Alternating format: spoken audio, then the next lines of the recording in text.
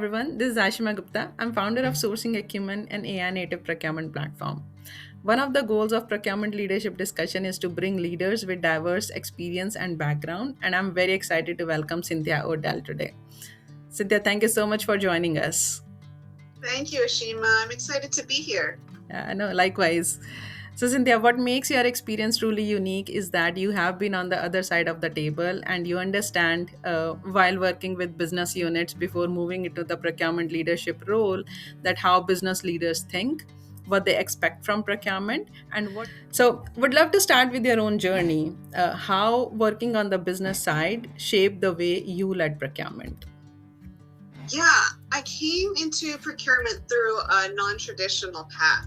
So before I was in sourcing, I worked in sales operations, technology, program leadership, transformation, and as chief of staff to a Fortune 500 CIO. And I spent years as the stakeholder that procurement was trying to support. So that taught me that business leaders don't wake up wanting to do an RFP. They're looking to solve a problem. They're looking to meet a deadline, manage risk, or deliver a customer outcome. For example, when I was chief of staff, I saw how executives evaluated supplier decisions. Prices mattered, of course, but so did delivery capacity, the quality of that delivery, the technology risk, the timing. What is the impact to the overall business? And so that supplier decision was rarely just a sourcing decision. It really had to start with what is the business trying to accomplish? And that's the lens that I take when I'm in my sourcing and procurement roles, thinking about what's creating urgency or what risks or constraints really matter, and then determine how sourcing can help. But procurement has to translate its value into business language.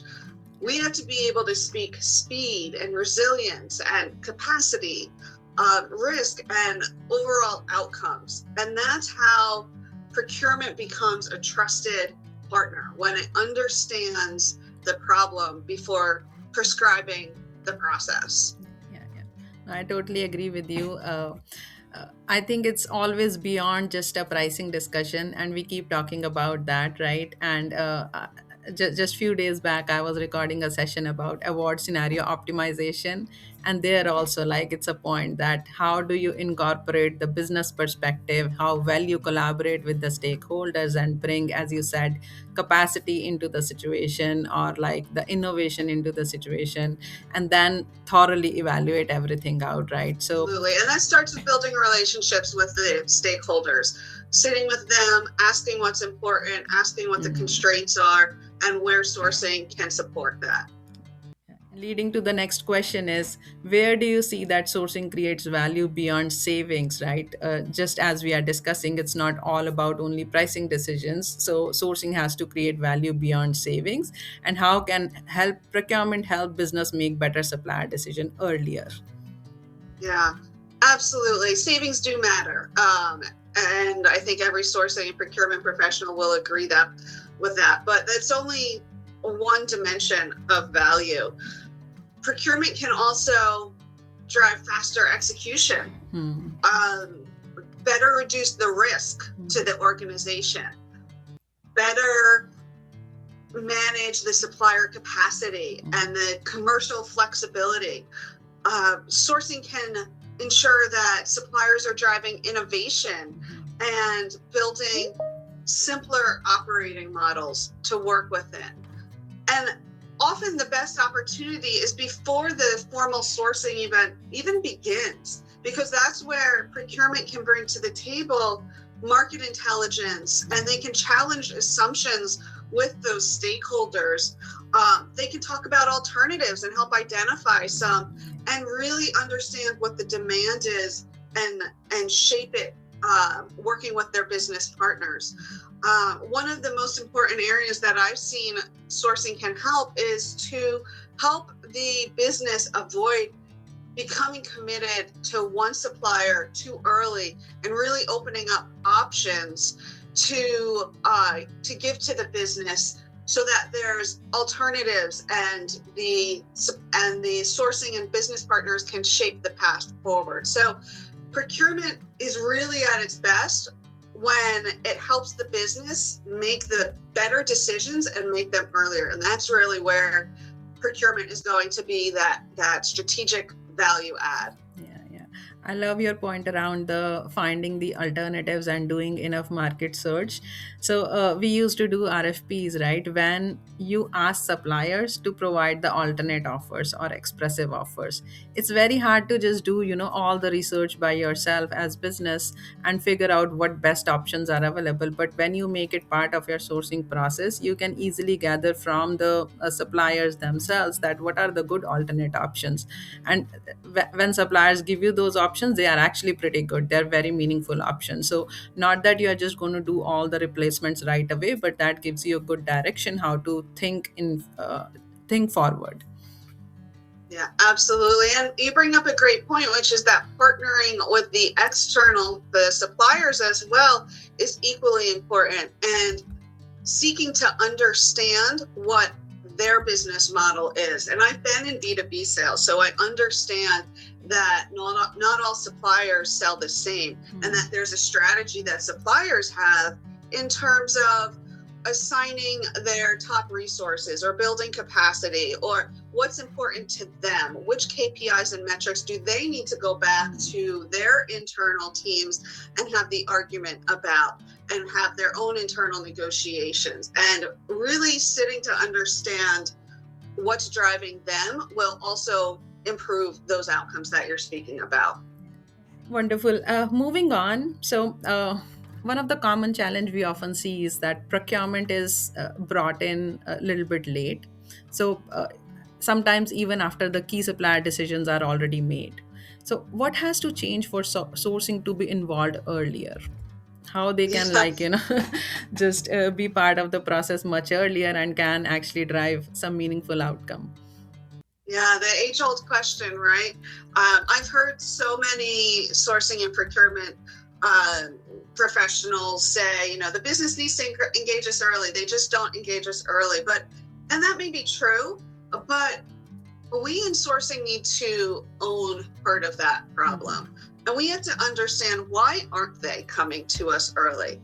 Are they expecting that if they involve us, that it's just going to be a slower process? There's going to be more checkpoints, more documentation. Do they expect that sourcing is just going to focus on cost or not understand the business? That may be. And so going back to building the relationship early, that's where we need to understand where some of these, I'll say, stereotypes are coming from. Because as it is, when the business involves us late, their requirements might already be shaped. They might have already built a relationship with their supplier that they decided they wanted, with blinders on, without having gone to alternatives. Or they might have gotten demos of the solution, and they might even have socialized and gained executive support. And by that point, then we're going into a negotiation with less leverage. And it seems like sourcing and procurement is slowing things down. And I say that having been on the business side and understanding that we weren't just trying to exclude procurement. That's never the intention. The goal is to keep moving the work forward. And so if people in the business don't understand the value that procurement could contribute before the supplier selected, then saying bring us in earlier isn't a strategy. It's just not going to work. We have to give the business a reason to involve us. Procurement has to demonstrate our value so that the business wants to involve us.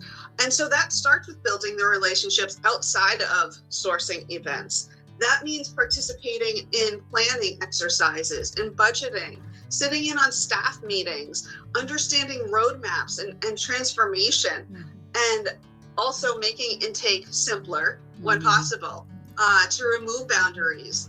And also bringing intelligence, the market intel, the risk signals, understanding the cost drivers and translating that to the business. So earlier involvement is important, and we have to earn that through the relevance, the trust, the insights, not through forced policy. No, I think, like, you do it, you demonstrate it, and they see the value, and then they come back to you automatically. So that's the Exactly. cycle.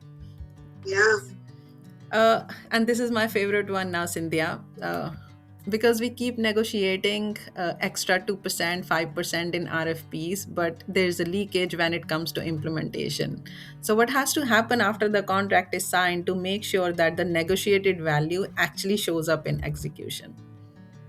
Yeah. A signed contract is amazing when it has those 2 to 5% savings and beyond, but that is just potential value. That is not actual Mhm. realized value. And the business only experiences what they implement, not what procurement negotiated. Yeah. And so you see things like poor adoption or weak implementation, uncontrolled demand coming forward, or even changes to that demand and what the scope is. And sometimes we see non-preferred suppliers continuing to be used, or when you're using the right supplier, they're weak in their performance management.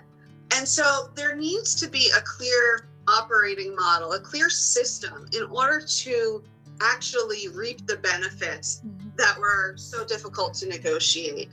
There needs to be ownership for the implementation. Who's going to make sure that this is going to be, that these savings are going to be realized, and what the business outcomes are, and who's going to manage that supplier?